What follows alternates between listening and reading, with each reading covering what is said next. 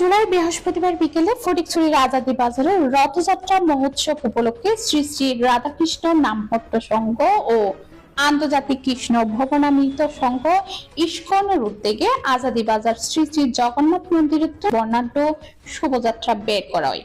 ফুল ফল সুসজ্জিত রথযাত্রায় অংশ লয়ে নানা বয়সী নারী পুরুষ ও শিশু ভক্তবৃন্দ।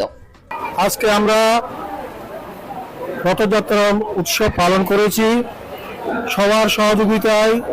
আমাদের এখানে যারা নেতৃস্থানীয় ব্যক্তিরা ছিলেন এবং তাদের প্রত্যক্ষ সহযোগিতায় এবং আমাদের যে পুলিশ প্রশাসন এবং সাংবাদিক প্রত্যেকে উপস্থিত ছিলেন, ওদেরকে আমি আমার পক্ষ থেকে, আমি সভাপতি হিসেবে আমার পক্ষ থেকে সবাইকে ধন্যবাদ এবং কৃতজ্ঞতা প্রকাশ করছি।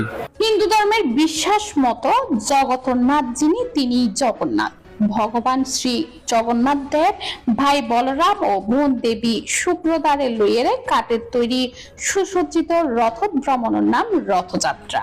দীর্ঘ বিচ্ছেদের পর কৃষ্ণের বৃন্দাবন প্রত্যাবর্তনের স্মরণে এই উৎসব পালিত হইয়াছি।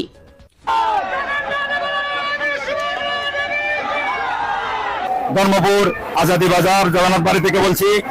ওইখান থেকে আমরা কোটাবার পর্যন্ত, জাহানপুর পর্যন্ত রথ গিয়েছে। রথটা ঘুরে আবারও সুষ্ঠুভাবে কোনো বিশৃঙ্খলা ছাড়া শান্তিতে আমাদের জগন্নাথ আবার আমাদের ঘরে ঢুকেছে। তো সবাই একটু ক্লিয়ারে এখানে কমসে কম রোডে 4,000 ভক্তের র্যালি সমাগমন এবং এখানে আমরা 4-5,000 লোকের প্রসাদ, সমস্ত প্রসাদ সবাই সুস্বাদুভাবে প্রসাদ গ্রহণ করেছে এবং জগন্নাথের রাজভোগের মধ্যে দিয়ে আমাদের উৎসবটা সুসম্পন্ন হয়েছে। আজকে থেকে আরো 9 দিন ধরে আমাদের আগামী উল্টো রোড পর্যন্ত, আগামী 24 জুলাই পর্যন্ত আমাদের অনুষ্ঠান এইভাবে কার্যক্রম চলতে থাকবে।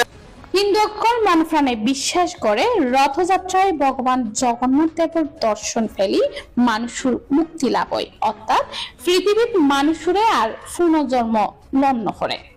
আর এই কারণে রথযাত্রার রথোত্তরী টানি বেলায় হাজারো ভক্তর সমাগম হয়। এতে উপস্থিত আছিল পুলিশ পরিদর্শক সুমন দেব, মন্দির পরিচালনা পরিষদের সভাপতি দয়াল কান্তি রায়, ডাক্তার বাবুল দাস, ধর্ম বিষয়ক সম্পাদক কলি বিঘ্ন গৌর দাস অধিকারী, পুরোহিত সেবা ভক্তি দাস অধিকারী।